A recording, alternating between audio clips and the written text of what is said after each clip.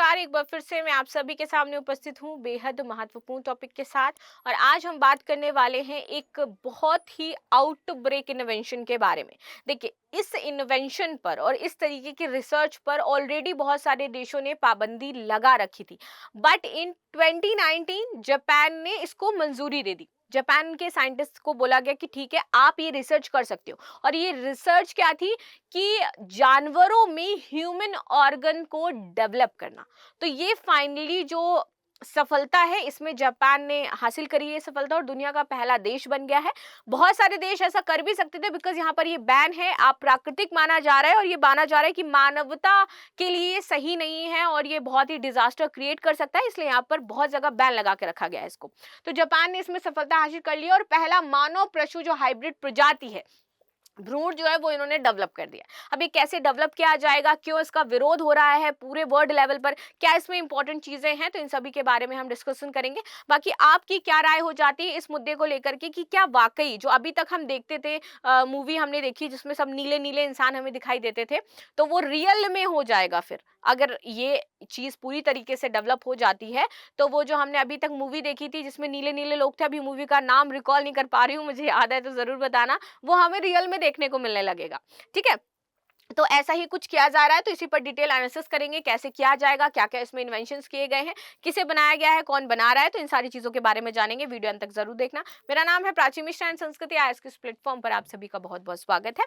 साथ ही गणतंत्र दिवस के अवसर पर आप सभी को 50% से ज्यादा का ऑफ मिल रहा था। यूपीएससी जीएस में मात्र 55,000, यूपीएससी जीएस प्लस सीसेट मात्र 7,000 में मिल रहा है और फर्दर अगर वीओडी क्लास ले तो मात्र 50,000 में मिल जाएगा। जापान ने पहली बार जानवरों में मानव अंग विकसित करने को यहाँ पर मंजूरी दे दी है और उसको विकसित भी कर लिया है। चलिए, तकनीकी के क्षेत्र में दुनिया जो है वो दिन प्रतिदिन आपकी प्रगति करती जा रही है। अभी हम हाइब्रिड सब्जियां खाते थे, देखते थे, अभी हमने देखा कि जो स्टेम सेल हैं उनको विकसित किया जा रहा है, उनको बनाया जा रहा है, उसको लेकर के यहाँ पर रिसर्च चल रही है, उसको मंजूरी दे दी गई। लेकिन जापान एक अलग ही दुनिया में चल रहा है और वैज्ञानिकों ने एक नई तकनीकी पर यहाँ पर रिसर्च करने जा रहे हैं, जिसके लिए मानव और पशुओं की हाइब्रिड प्रजातियां बनाई जाएंगी। यानी कि अगर हम ये कहें कि जानवर इंसान मिक्स होकर के वो जानवर इंसान जो बनेगा वो वैसा दिखाई देगा, तो बिल्कुल वैसे ही हमें कुछ देखने को मिलने वाला है। ठीक है, यानी कि ह्यूमन एनिमल अगर मैं बात कहूं तो वैसा हमें देखने को मिलेगा। रिसर्च के जरिए आसान हो सकेगा ट्रांसप्लांट। अब यहाँ पर इन्होंने इसकी एक अच्छी चीज खोज करके हमें बताई कि हम ऐसा क्यों कर रहे हैं और हमने ऐसा क्यों किया।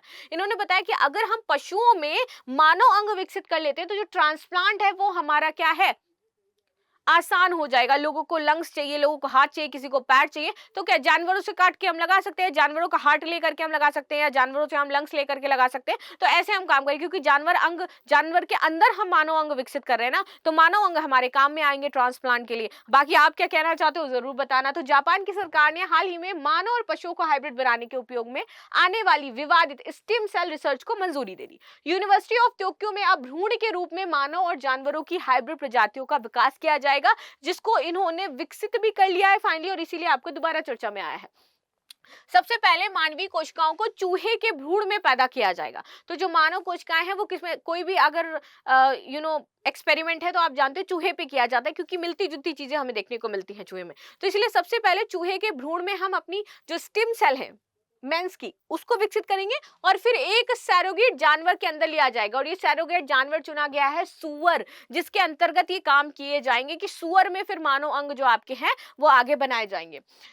जाने माने जेनेटिक हारिमोत्सु नाकाउची को इस तरीके की रिसर्च के लिए पक्षधर माना जा रहा है। उनके अनुसार ये तकनीकी ऑर्गन्स बनाने के मार्ग में पहला कदम है और आने वाले समय में इस तकनीकी से ट्रांसप्लांट के लिए जरूरी ऑर्गन्स को तैयार करने में हमें काफी मदद मिलेगी। ठीक है, अब ये कुछ इस तरीके से आपका किया जाएगा।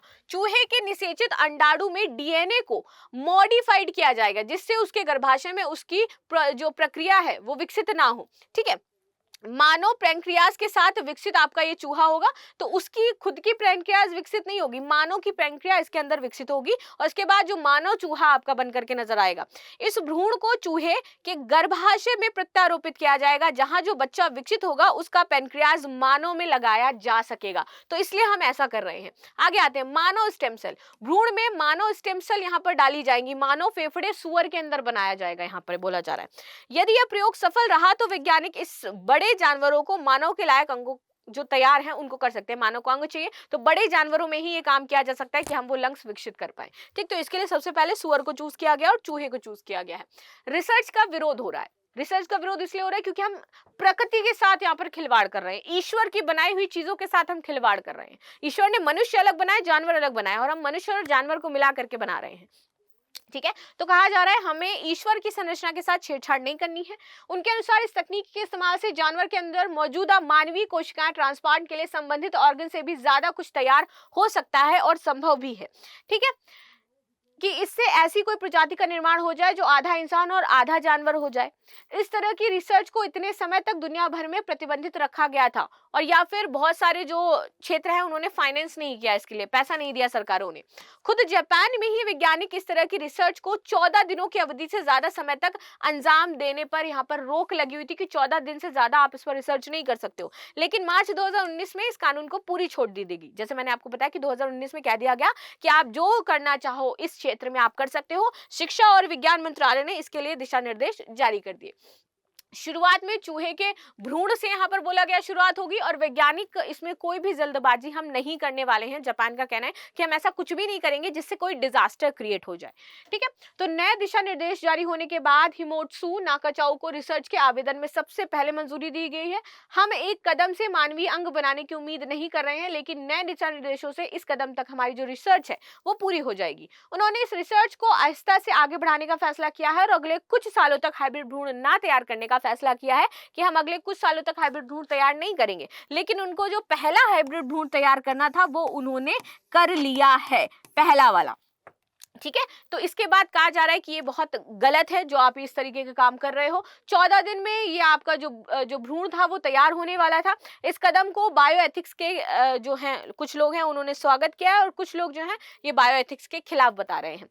होक्काइडो यूनिवर्सिटी में साइंस पॉलिसी के शोधकर्ता हैं तेत्सुयो इशिगे। इनका कहना है कि सावधानी के साथ आगे बढ़ना अच्छी बात है, और इससे हम लोगों के साथ बातचीत को संभव बना सकेंगे जो इस तरह की रिसर्च को लेकर के संशय में है। और उन्होंने बोला कि वो अन्य देशों के साथ भी बातचीत करेंगे इसको लेकर के, कि जो डर रहे होंगे, जो वो सोच रहे होंगे रिसर्च खराब हो जाएगी या इस रिसर्च से कुछ अलग सा डिजास्टर क्रिएट हो जाएगा, तो उसको हम बिल्कुल भी यहाँ पर ऐसा काम नहीं करने वाले जिससे कुछ डिजास्टर क्रिएट हो। और जो देश मानते हैं कि ये गलत है तो उन देशों के साथ हम बातचीत भी करेंगे।